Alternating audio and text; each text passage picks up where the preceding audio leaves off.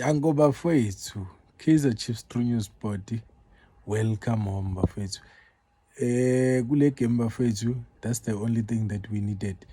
Bese idinga nje into efana nale for i-relief. Ama-Cheetahs azokwazi ukustarta fresh. Plus ungenzeka mhlambe on the next game sijoyine ama-team amasha, ama-player amasha lawa khona. Besides goalkeeper, because we still have Peterson.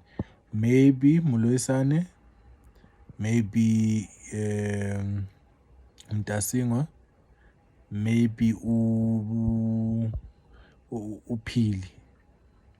So, but I will be very happy to see one of them playing so that we can start linking before it's too late, because mase kufika lama MTN Cup bafethu kumele ethi mayifika sithole sesiready. So yeah, let's be prepared. Let's see the next game.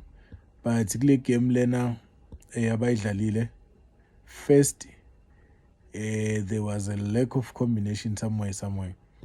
But bathe ngoku-introducer umthetho abakhipha uNdlovu is too aggressive and is not willing to play the ball, is willing to play someone. So that's why uthola ukuthi agcina athola nama-yellow card, ama-free kick amaningi alandelana. uMabuyeni agcina sengasadlali ngoba angekho umuntu okhona ukusizana noMabuye. But well done, after replacing uNdlovu we saw a difference, and then we started to see who is this guy.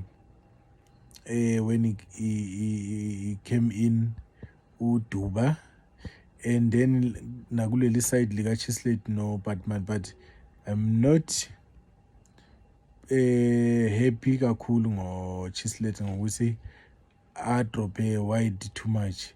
I would like to see him coming central so that he can play that number 10. Is good sometimes to confuse the opponent, but sometimes you need to play ibhola lapha center as the attacking midfielder, not to go wide too much. So let's see the next game ukuthi ama-Cheetah plane kanjani. I will be very happy to see ukuthi this new coach is coming with something that is good, because we just need a good football, but with nothing else.